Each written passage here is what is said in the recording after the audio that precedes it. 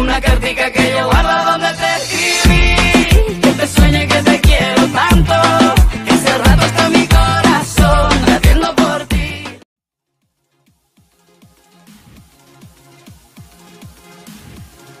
C'est Mirbana Gaming et aujourd'hui on se retrouve pour une nouvelle vidéo sur Last Day on Earth, qui est un jeu de survie zombie qui est très développé. Il y a de multiples facettes à ce jeu, il y a de nombreuses commandes à faire. Le but de ce jeu est d'arriver au niveau maximum, niveau 200, et pour y arriver, pour débloquer toutes les capacités, il faut tout d'abord évoluer en faisant évoluer sa maison, en construisant des meubles, des objets qui vont vous servir pour la suite de l'aventure, et évidemment donc de nombreux détails. Donc, comme vous pouvez le voir, je suis déjà bien avancé, je suis niveau 74 et j'ai un jeu déjà assez développé, une moto, un chenil avec des chiens qui sont sortis récemment.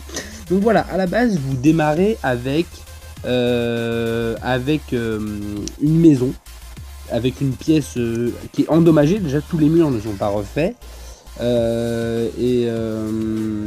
ensuite une fois que vous avez ça, vous avez en plus de ça, hein, la chopper, donc la moto que vous avez vue mais démontée, il va falloir la monter avec des pièces, et un canapé, une pièce comme ça qui est faite avec de la pierre comme vous pouvez le voir. Cependant là je n'ai pas expérimenter plus, hein. Les murs sont déjà comme ils étaient avant. Donc voilà, ça c'est votre pièce de départ. Et donc après, le but de jeu est d'évoluer, créer des coffres. Donc là vous pouvez voir, hein, dans les coffres j'ai de nombreuses choses. Ici j'ai des armes, hein, que j'ai débloqué pas mal, de la nourriture, tout un tas de bonnes choses, de belles choses qui vont nous aider tout au long de cette aventure. Donc là je vais m'équiper pour vous montrer la deuxième possibilité du jeu. Donc là, comme vous pouvez voir, il y a des pilleurs, mais ça c'est des petits détails sur lesquels je reparlerai dans d'autres vidéos. Donc là il faut savoir donc que ce jeu est sympathique et il a beaucoup de choses, il y a beaucoup de choses à découvrir.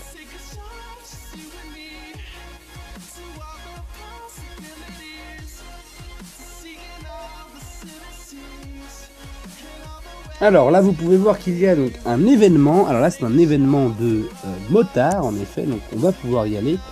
Ça serait donc pour pouvoir vous montrer les premières possibilités du jeu. Donc pour ça je dois retourner à ma maison. Attendez quelques petites secondes, on se retrouve tout de suite. Alors donc nous revoilà donc à ma maison, et je vais prendre ma moto. Très utile, hein, la moto, donc vous pourrez voir elle est très dure à débloquer, hein. Pour ça il faudra faire du bunker alpha pour avoir les pièces de cette moto, et c'est un petit peu long de débloquer cette moto, mais une fois que vous l'avez, c'est vraiment génial. Vous avez donc vous pouvez aller à un coin ou un autre de la carte 2 fois plus facilement, donc c'est quand même assez utile. Donc là on va faire un événement. Les événements apparaissent de façon aléatoire, et eux sont tous différents les uns les autres, hein. Donc là c'est réunion de motards, donc il faut y aller en moto, il faut avoir la chopper pour pouvoir y aller.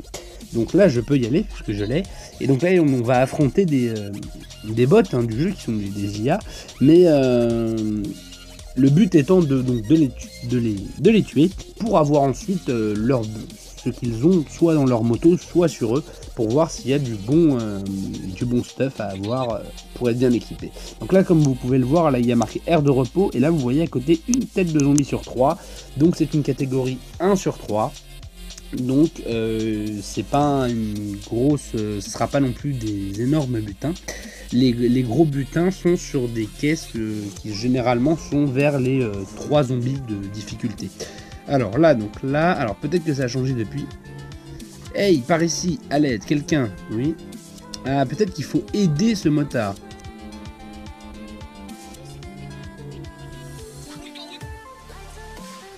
Alors, vous voyez, c'est un survivant. Adieu, d'accord, ok.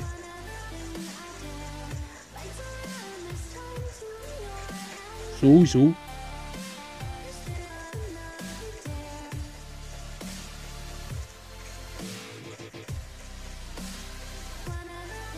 Et 2 en moins.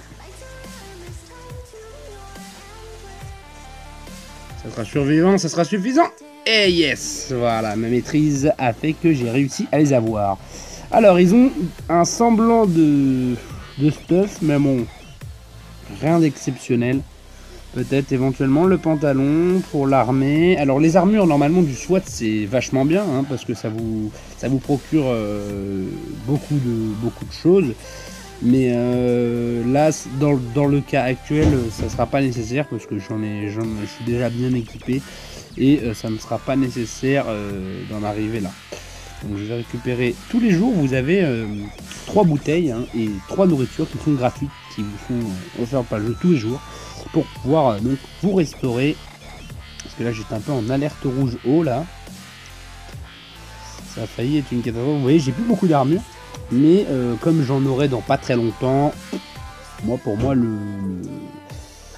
c'est pas une nécessité. Ah alors bon vous avez aussi des petits désagréments dans le jeu comme le fait que vous avez souvent besoin d'aller aux toilettes. C'est un petit côté non sympathique. Alors là vous voyez je pense que je vais changer ça, hein, ça peut être utile. Les peintures, des pansements toujours utiles. Bon vous voyez il y a quand même des motards des fois qui apportent des trucs assez intéressants. Là j'avais que ça en gun et un katana qui est presque brisé. Donc finalement ça m'arrange. Et on va voir celui qui avait l'arme à feu. Ah oui donc pareil oui, il ne servira pas beaucoup celui-là. Bon alors du coup c'est pas grave. Il y a quand même en espérant qu'ils aient mis des choses dans leur chopper. Sinon généralement les réunions de motards comme celle-ci souvent ils vous font croire qu'ils sont vos amis et d'un seul coup ils vous attaquent. Ça c'est très fréquent. Ça c'est toujours mieux. Hop, nickel, j'ai récupéré donc là du soin. On va voir ce qu'il y a dans leur moto. Et puis après on a fait le tour de cet événement.